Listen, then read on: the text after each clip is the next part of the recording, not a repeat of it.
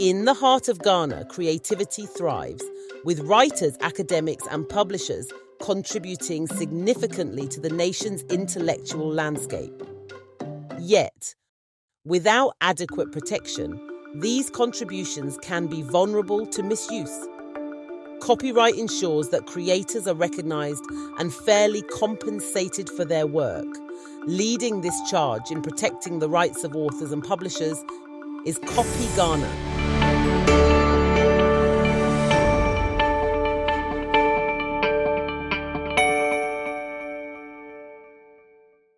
Copyright provides the legal framework to protect the written works of authors, researchers, and publishers. CopyGhana, as Ghana's reproduction rights organization, RRO, plays a crucial role in ensuring that institutions and organizations can legally copy and reuse copyright-protected materials from print and digital publications, while rights holders benefit from these reproductions. I'm Dr. Kokomen Sagan. I'm a board member, and I've been associated with CopyGhana since its establishment. CopyGhana is all about copyright, and the copyright issues throughout the world actually started in 1976 with the Berne Convention, which tries to regulate copyright among member countries. Since then, in 1985, Ghana was able to establish its own copyright law, which is Copyright PNDC Law 110, which was the copyright standard we were using at the time. Now that 110 of 1985 actually made provisions for the establishment of Copyright Society of Ghana, which enable right holders in the copyright sector to start instituting organizations to collect royalties and distribute to members all over the country.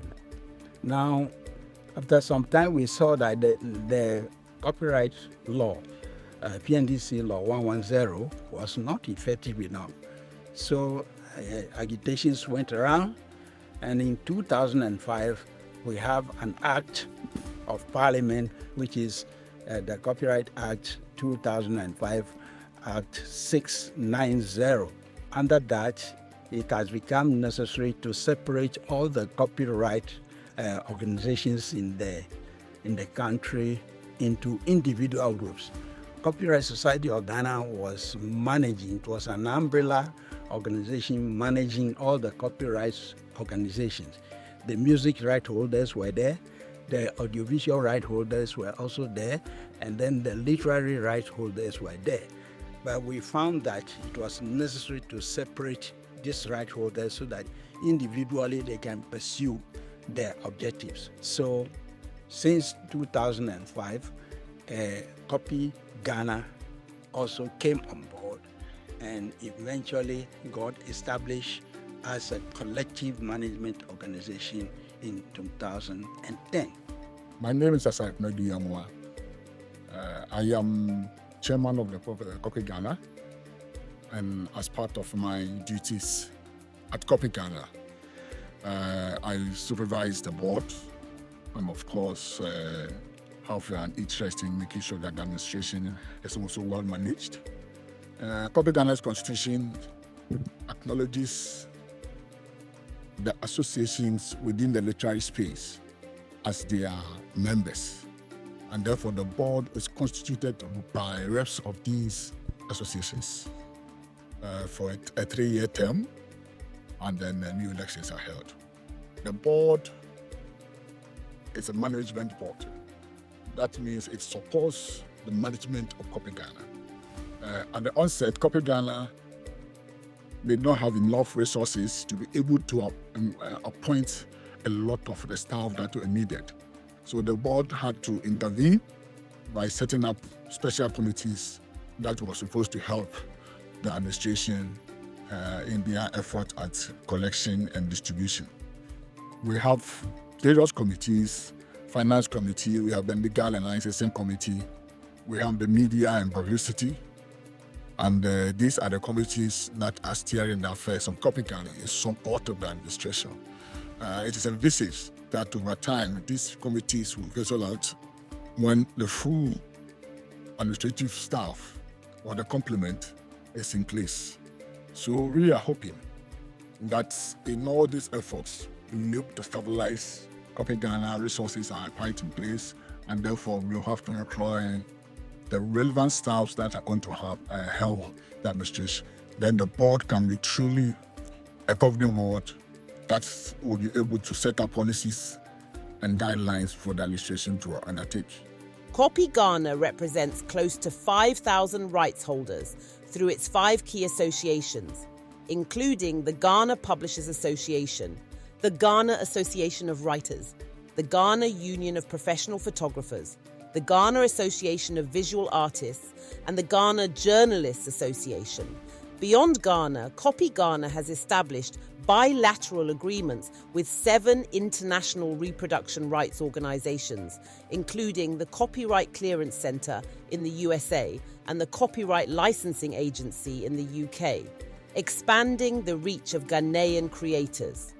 On the local front, over 70 higher educational institutions are now licensed under CopyGhana, including the University of Ghana, all public technical universities, and public colleges of education, ensuring that academic institutions respect and uphold copyright laws.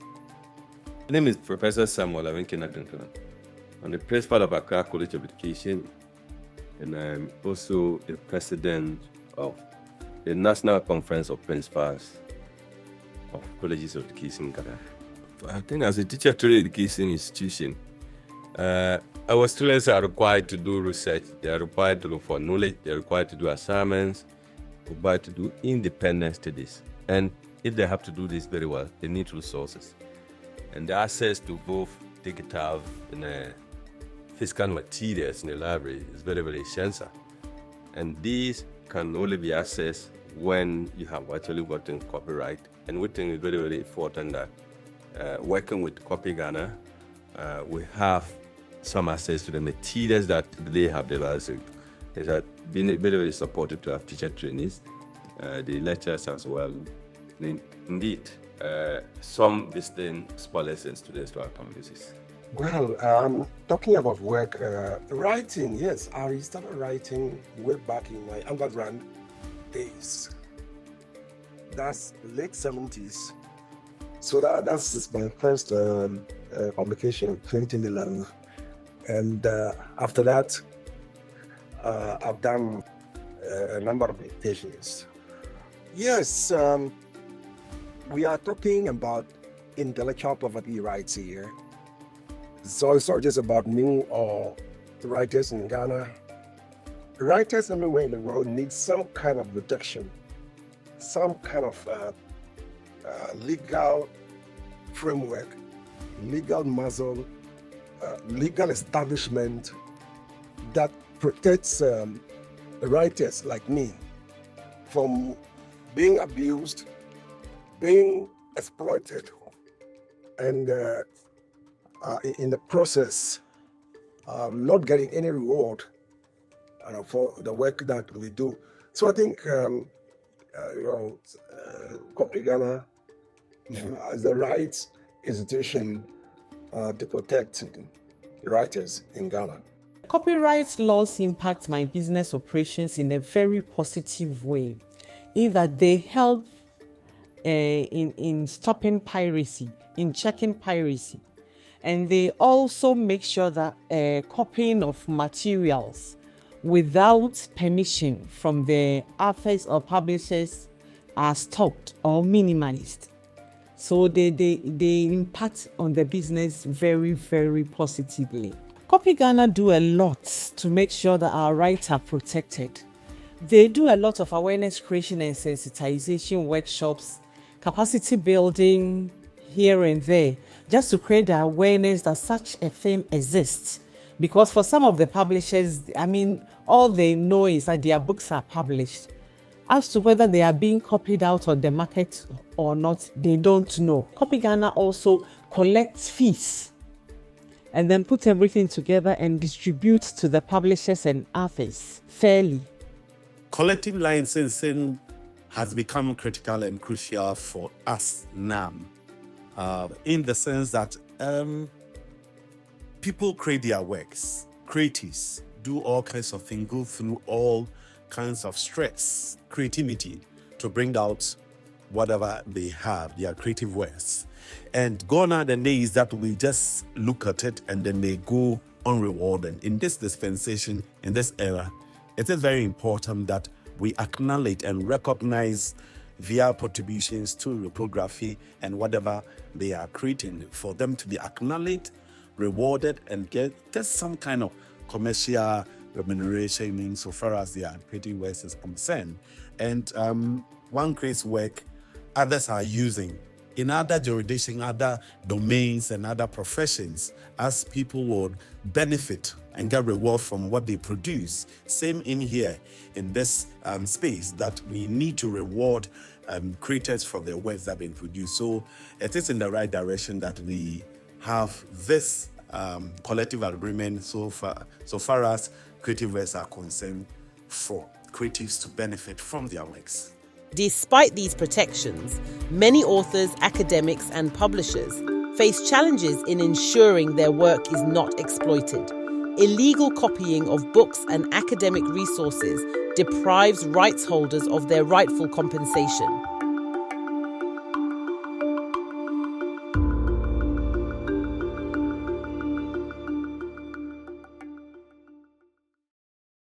I have two encounters that I can talk about now. The first one was when the University of Professional Studies, UPSA, adopted one of my novels, was studied. Along the line, something happened. It turned out that a group of students had ganged up and were photocopying the book and stapling it and then selling cheaper than the cost of the book. And nobody knew at the time how long he had done that and how long they had shortchanged me as an author. They were caught, but I think the matter died eventually, the way cases died in Ghana. So nothing happened to those students. They were not punished. But what it did, eroded my profit substantially, because they had been at it for a very long time before they were discovered. Now, the second one is a more serious one. I was contacted by a publishing house in Nairobi, Kenya, who showed interest in publishing my works, because in the beginning I was self-published. I wasn't dealing with publishers. I just raised money and published my fingertips. So they stumbled on two of my books in Kenya. A niece of mine who was studying at Kenyatta University took two of my books here.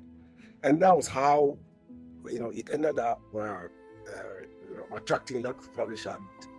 So yes, we agreed that they should publish one, and they asked for my poetry collection, that or the filaments, which I had self-published.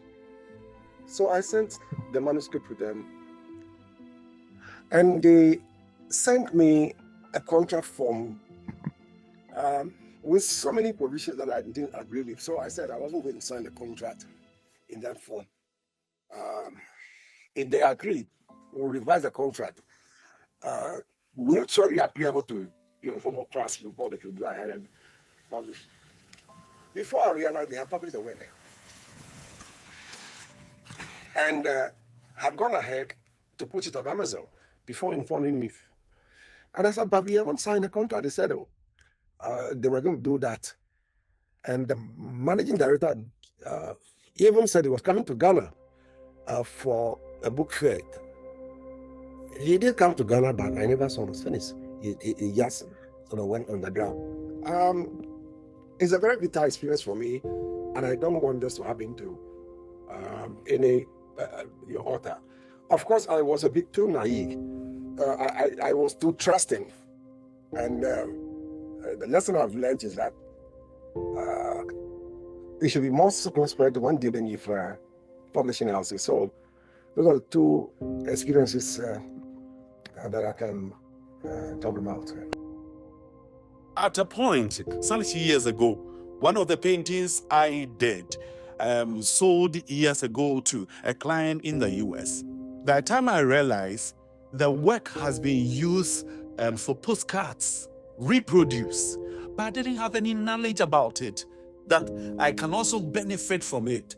Because at the end of the day, are we talking about outright sale permanently of the painting to the buyer, or I should also be able to benefit from it if he or she decides to use it for other purposes, like in magazines, in app journals and books, and so on and so forth. The basis of copyright law is to protect authors, especially their work, from being copied. And in other words, it's a property right that authors, and is given to authors in order for them to control, protect, and exploit their works that is being used. And it's important is to encourage creativity and innovation. So that's the importance of copyright. It encourages creativity and also allows creators to control how their work is being used. Today, the common violation is actually copy. Copying is the common violation, and this is through emails, downloads, sharing, and also physical way of copying. Students easily share what they have for, and in that case, it's a violation and it's an infringement of the copyright law. In the year 2024, as part of its copyright monitoring efforts, CopyGhana conducted undercover investigations in libraries across selected higher educational institutions in Ghana. The findings were striking. Students, lecturers, and university staff heavily relied on photocopying to support their academic and professional work. At each of the 4 institutions visited, a reproduction unit was either attached to or located near the library, allowing students unrestricted access to reproduce entire books, page by page. This widespread practice deprives rights holders of their legitimate economic benefits, undermining the very foundation of intellectual property rights. Such activities directly violate Article 9, 1 and 2 of the Berne Convention and Section 19, subsection 2b of Ghana's Copyright Act 2005, Act 690. These laws exist to protect the interests of creators, ensuring they receive due compensation for their work. Yet, the reality on the ground paints a different picture, one that calls for urgent action. Is it from the library or the person brought it from home?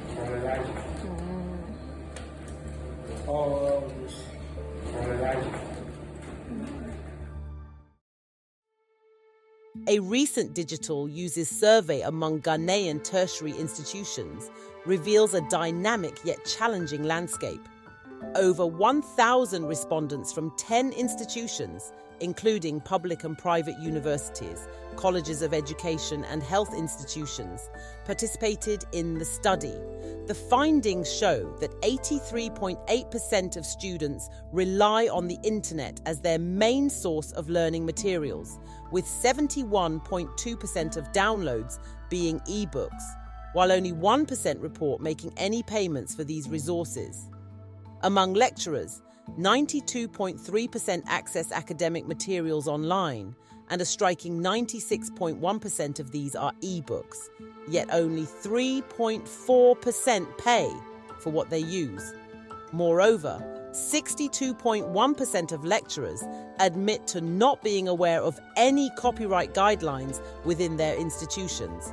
On a more serious note, 80% of institutions have digitized their library materials for the purpose of preservation and making accessible to students without any license from the rights owner, even though the copyright law under Section 21, subsections 4A, 5 and 6 mandates libraries to clear necessary rights with authors through the help of collective licensing organizations to digitize works where such CMOs exist.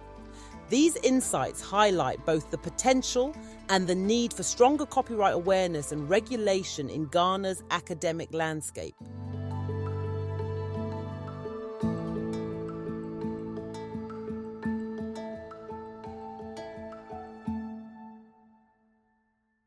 Collective licensing, it's a solution in that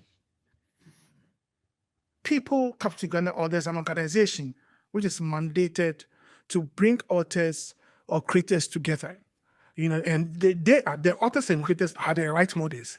So they assign this right of collection to the institution or the CN, that's a collective knowledge organization, to do this on their behalf. Because you realize that an individual, a publisher, or let's say an author, cannot be visiting most of the universities or institutions saying that you have to pay something for using my work.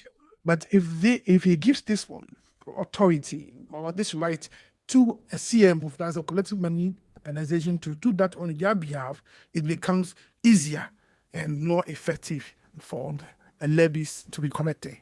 And once the levy is collected, it is also distributed at a time to the author. The copyright law now needs some amendments. With the current trends now, which we'll talk about, artificial intelligence, it's a new thing, and other digital devices. And this have not been well captured in the current existing copyright law. So in this case, there are loopholes in there, that if it's amended and it's included, then holistically, we can say the law or the art will serve a very independence. I have been too trusting, I've been too naive. My advice to upcoming writers, young writers, is that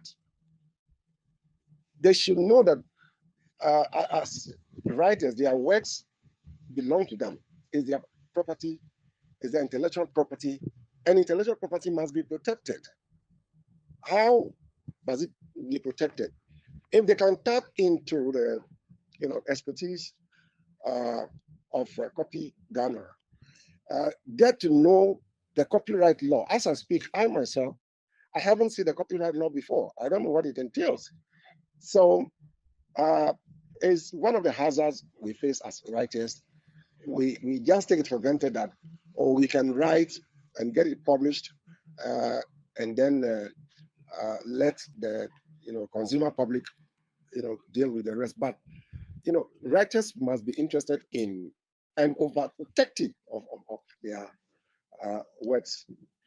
That's my advice to writers.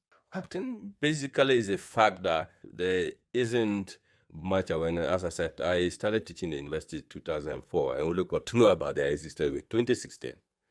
So there's a problem there as to how they can actually go around to institutions like the universities to make themselves known or available. So one thing now we're in the digital age or internet age, I think it's becoming better because people get to know them.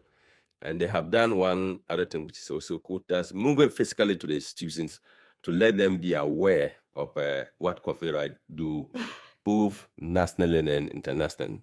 As we think of the advocacy on it, what to go beyond. For example, I probably might have missed, but I haven't seen vigorous kind of adverts in TV or radio on what they seek to do. At best, in Ghana here, I think that those in the music industry, they it's a copyright sorry, but that's a name for them.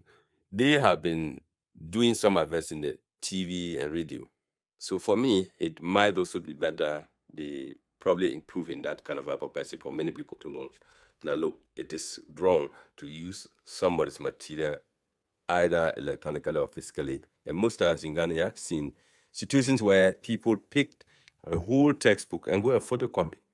My experience in the UK, you can do it. You have a limit of photocopy. Maybe 1 chapter or 2 chapters in a book, but not the entire, because somebody's intellectual property. So the awareness creation might down or be tensified to both TV and radio. I think for me, Prinkov are taking the lead to sign the MOU. That's a college certification in Ghana, we've done this. I would also encourage other institutions, particularly the private ones that are all around in this country. Copyright Ghana need to get to them and let them also sign this MOU, because it is no longer only the public institutions, but you see a large number of private institutions that are tendencies that because people are not aware, it will infringe on their right. So I encourage those institutions to get to sign with Copyright Ghana. But at the same time, Copyright Ghana should also make sure they reach out to them to be aware. Most times they do these things on the blind side. They are not aware of the law or the policy guarding it. So I think when we do this, it can all be well developed. CopyGhana has come to enlighten us about some of these things. Other than that, before we were in the dark. I see my work, and it's in a way I'm even excited that the work is going viral. People are seeing my work and all that. I'm just happy about it. But CopyGhana has taught me that now there is a commercial barrier. I can push forward to also gain more beyond the popularity my work is giving me, the commercial gains and all that. So we strongly believe that what CopyGhana is doing now will help us, especially me, the visual artists, in a long way for us to identify what our work, sale and resale, after sale and all that, so that when we sell your work, it doesn't end there. Beyond that, there are people who can come and then commission you to do a particular work. When the work is done, say that we are producing it in large quantities, you agree with them that every 1,000 or whatever production they make, you have this facility and all that. It is CopyGhana who is enlightening us to know that these agreements are there, that you can go into it, and at the end of the day, you benefit from more. So we are grateful for the intervention of CopyGhana, and then the training, the education, what we are having here in Tamale, and then the workshop, sensitization workshop going across the zonal regions in the country. At the forefront of copyright protection is CopyGhana's website, revealed at the recent sensitization event as a key resource for rights holders. The platform provides valuable tools and information for authors and publishers, allowing them to license their works and benefit from reproductions in educational institutions and organizations. This digital resource marks a significant step forward in protecting the intellectual property of Ghana's creators. Welcome to CopyGhana's homepage. Here you can explore our easy-to-navigate layout, find the latest news, announcements, and quick links to all our services. Whether you're an author, publisher, or educator, this digital gateway puts copyright licensing at your fingertips. On the About Us page, discover our mission and vision, meet the board of directors, explore our affiliates and partners, and view the list of licensed institutions.